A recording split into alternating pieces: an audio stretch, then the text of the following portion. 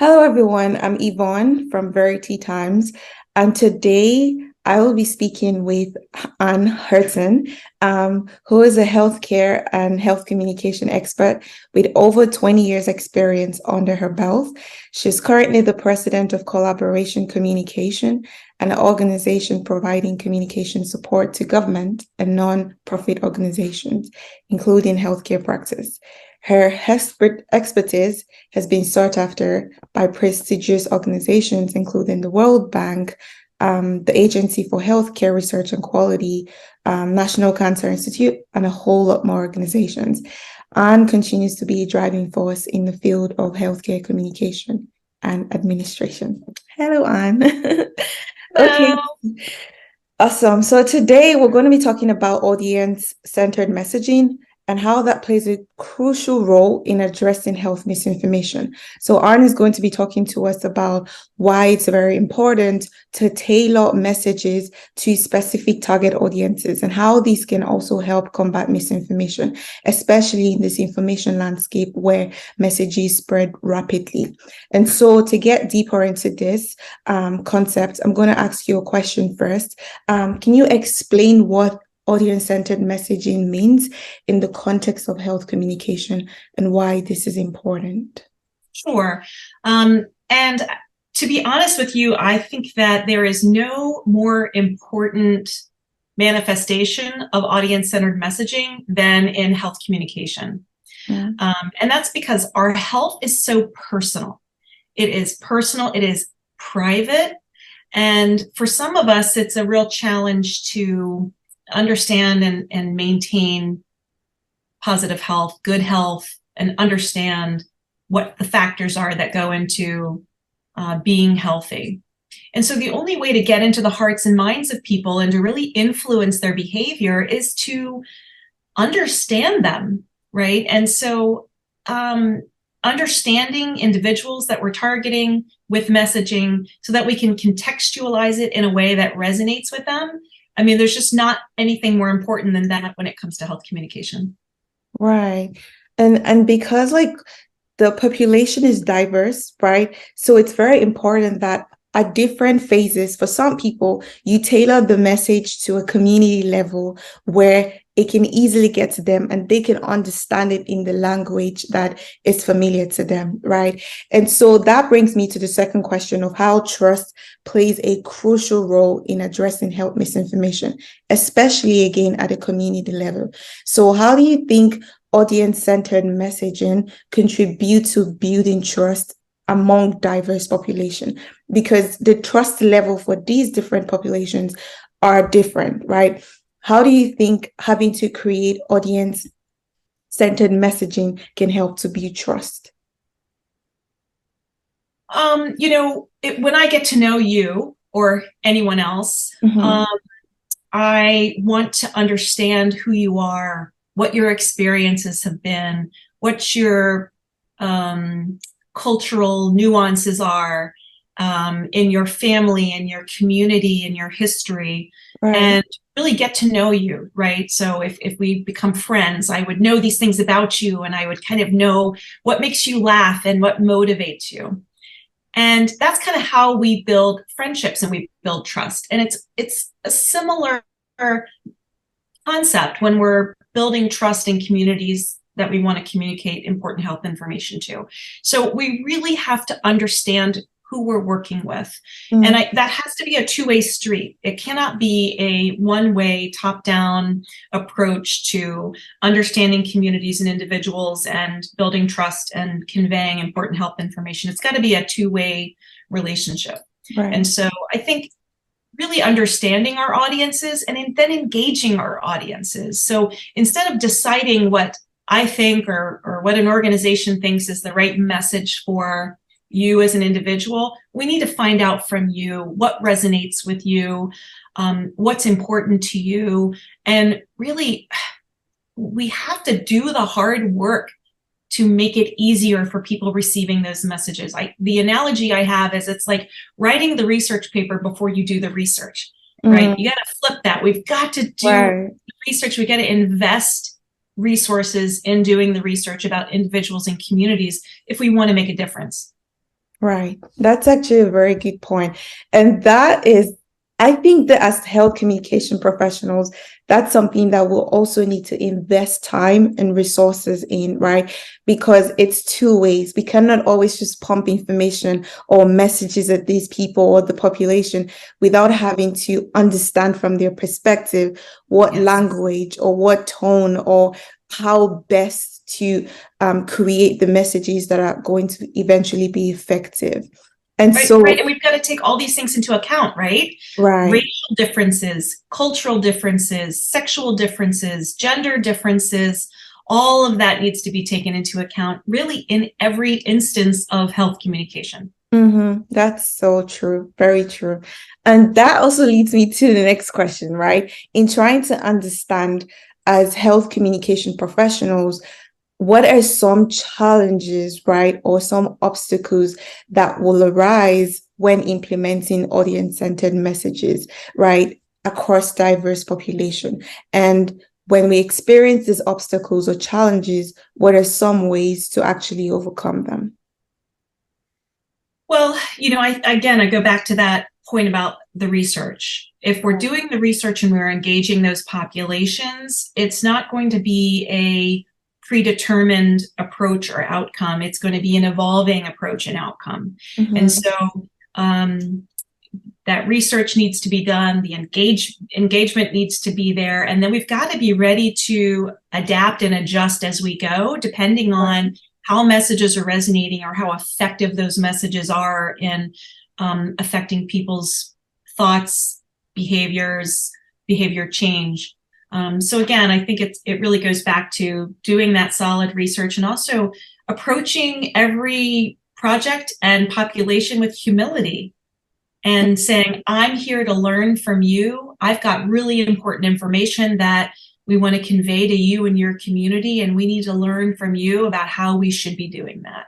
And so that approaching it with that humility, I think, is really key versus the kind of perception that I'm a scientist, I know best, I'm going to tell you how to live your life, or I'm a doctor and I'm going to tell you the change you need to make.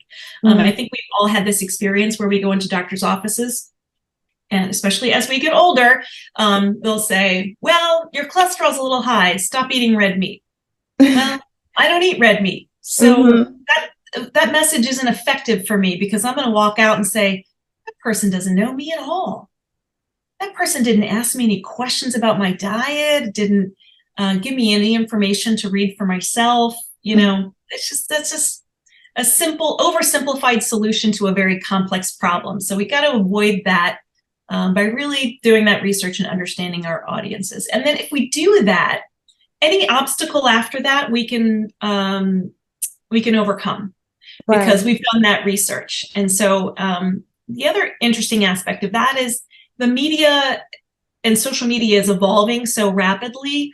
It's really hard to keep track of what the platforms are now that the kids are interested in, for example. Like as soon as we learn about TikTok, the kids are like, all the moms are on TikTok, right? And so let's go to something else. So that's changing so rapidly. But if we've done that research in advance and we understand the audience and we engage that audience, we're going to be able to adapt and change and evolve as their communication preferences are evolving. Exactly. And that's very true what you just said about like adapting, changing, and just making adjustment. Because sometimes you think that this message that you've crafted is the right one for the audience, right?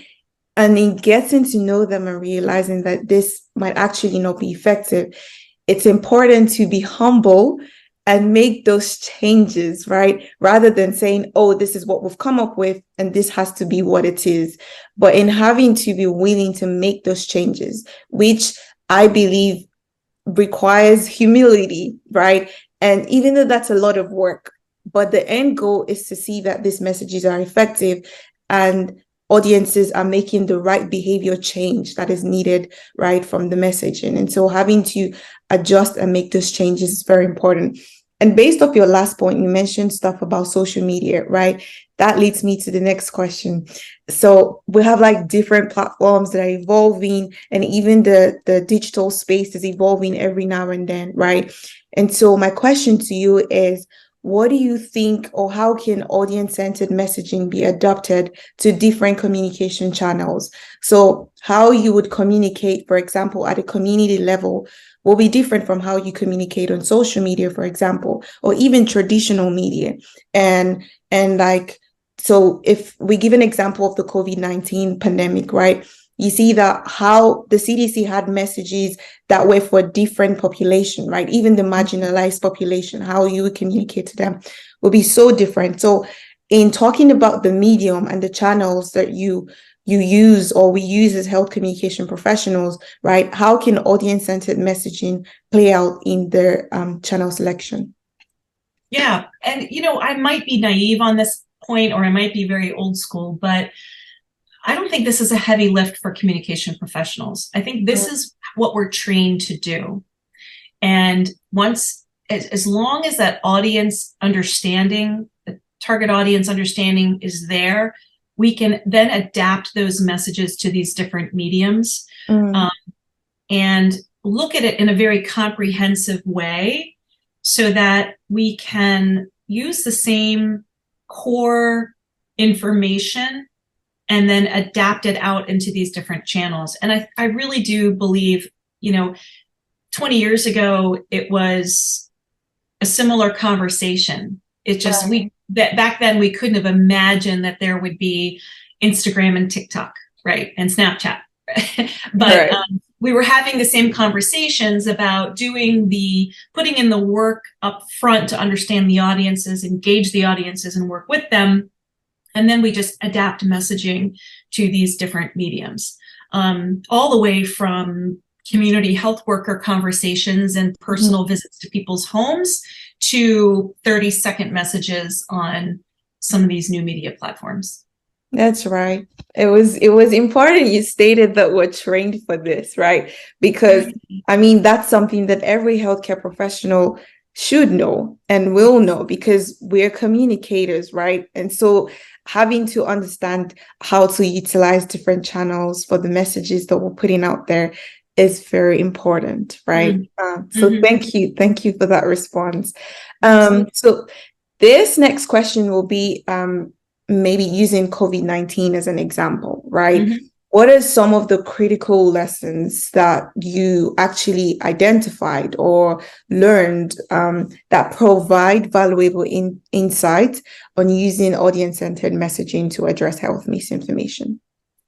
Because during the pandemic, because during the pandemic, we know that like misinformation or health misinformation was such a big deal. In fact, it was declared an infodemic, right? Because it was just everywhere and everybody had an opinion, and different media outlets like were publishing different things that sometimes were not like proven to be true, right? And so in having to see how, and there was this report I read all the time that talked about how the death rates, or there were higher death rates from the pandemic in rural communities, right? And that's also because these people are very susceptible to misinformation, where you have maybe people with low education level or older people or something. And so like, because they're very susceptible to misinformation, it was very evident why you also had a lot of the high death rate, right, in that area or amongst that population. So what do you think audience-centered messaging, like having to see what insights you got from that? Well, first, let me start by saying that every population or segment of the audience that we're talking about, we have to approach them with respect and great understanding. Right.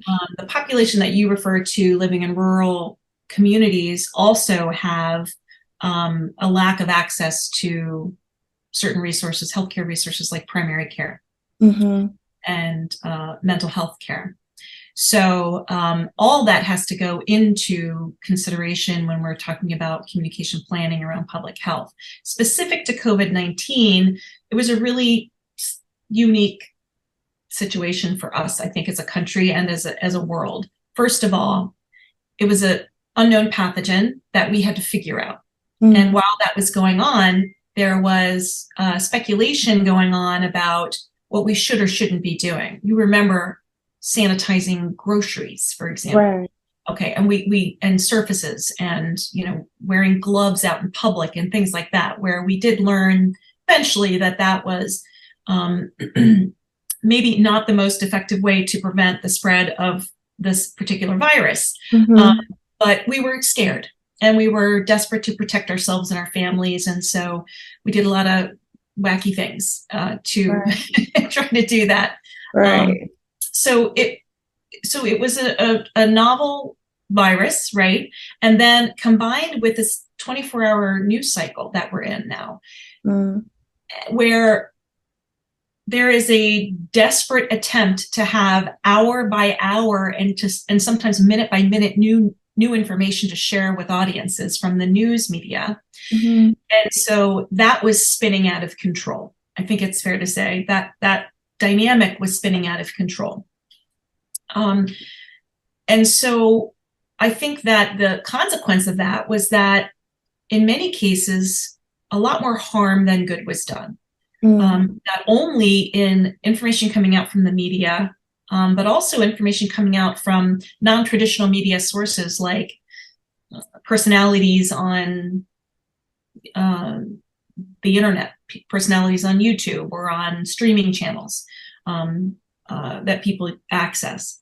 So there was a lot of this sort of lack of journalistic integrity going on, right? We as we expand this media landscape, we are getting farther and farther away from traditional journalistic methods and integrity, right? And so that is a factor, I think, that played into this as well, with that media spin that went on. In addition, I mean, there were actually studies and trials going on that for treatments for COVID-19 that actually did more harm than good. And so as those were going on, and that would hit the media sphere, we would hear, oh, they're testing this substance to treat COVID-19 or this method to treat COVID-19, and that would spin out of control before we found out that those were not effective approaches.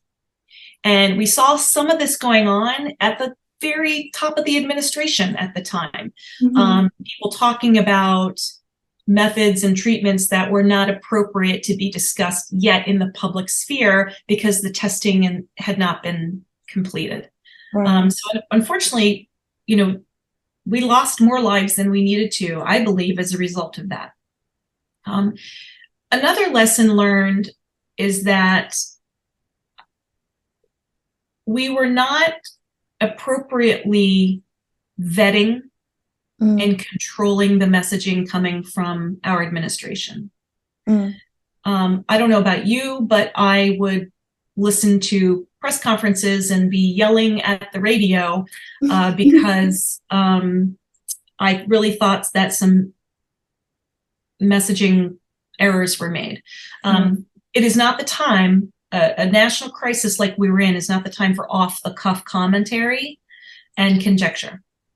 It is the time for very well-vetted, scientifically based, controlled communication in a calm, credible way. And that should be the standard.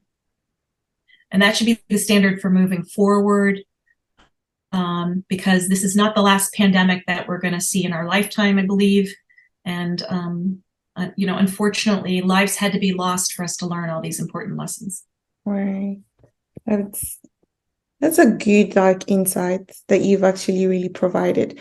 Just beyond the surface level thinking of that, I think that those are very useful lessons that you've pointed out. To my last question, right? Based off your experience, I mentioned earlier that you have over 20 years experience under your belt, which is very impressive. What advice or recommendation would you offer to organizations or individuals looking to develop effective audience-centered health messaging campaigns for diverse populations? Yeah, I think studying the social marketing efforts that have gone on globally. A lot of times when we talk about social marketing for health, it's more of an international focus. And so I think understanding the international social marketing field and what's going on there and what's gone on traditionally is really valuable.